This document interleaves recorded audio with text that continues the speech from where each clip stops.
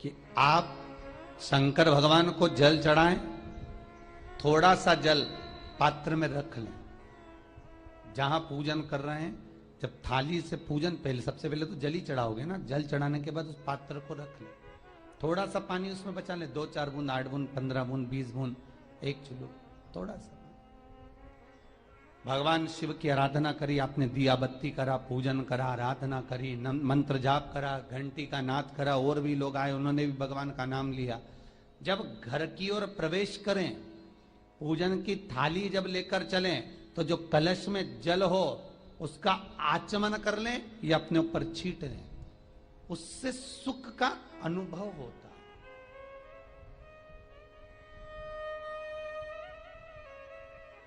है। स्कंद पुराण कहती है मनुष्य के जीवन के दुख को समाप्त करने में जल की परिभाषा प्रबल है। फिर निवेदन करूंगा, कहीं जाकर मत रोइए, कहीं जाकर मत कहिए कि आपको तकलीफ क्या है।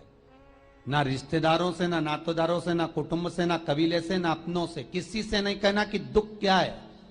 बस इतना करना कि किसी मंदिर में अगर पूजन करने जा रहे हो, आप जिस पाठ को कर रहे हो, जो पाठ आप करते हो, हमें ये भी नहीं कहना कि तुम शंकर का पाठ करो, हम तो ये भी नहीं कहेंगे कि शिव कवच करो, हम ये भी नहीं कहेंगे कि तुम हम बताएं वो वाला पाठ करो। तुम तो जो पाठ करते हो, तुम जो स्मरण करते हो, जो तुम मंत्र जाप करते हो, जो तुम नाम जाप करते हो, तुम्हारी मर्जी, तुम जो जपते हो, बस उस जप के समय पर कटोरी में, गिलास में, तांबे के पात्र में, पंचपात्र में जल हो, और उस जल का आचमन, उस जल का सींचन दुकान पर, घर पर रोज करना प्रारंभ कर दो। आधे से ज्यादा तुम्हारी तकलीफ, आधे से ज्यादा तुम्हारा कर्जा, आधे से ज्यादा तुम्हारा दुख तो भगवान यूं ही समाप्त कर देगा, यूं ही।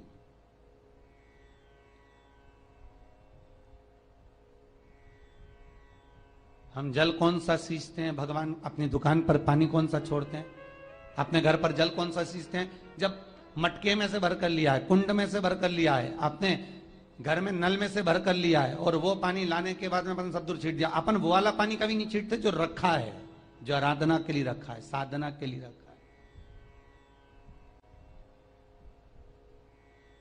जो भगवत स्मरण के लिए रखा है, हमने वो नहीं छीटा। हम तो भर कर लाए और छीट दिए। अरे भाई, बहुत दुख है, बहुत तकलीफ है, बहुत कष्ट है, कहीं मत भटको। जिससे तुम्हारी अच्छी पटे उसका स्मरण कर कर, उसका भजन कर कर, उसका कीर्तन कर कर, उसका नाम जाप कर कर। हम तो ये भी कहते हैं कि तुम जो भजन कर सकते हो, तुम जो स्मरण कर सकते हो, तुम्हारी चित्तवृत्ति में जो आता हो तुम वो करना। हम भी बताएं तो भी मत करना।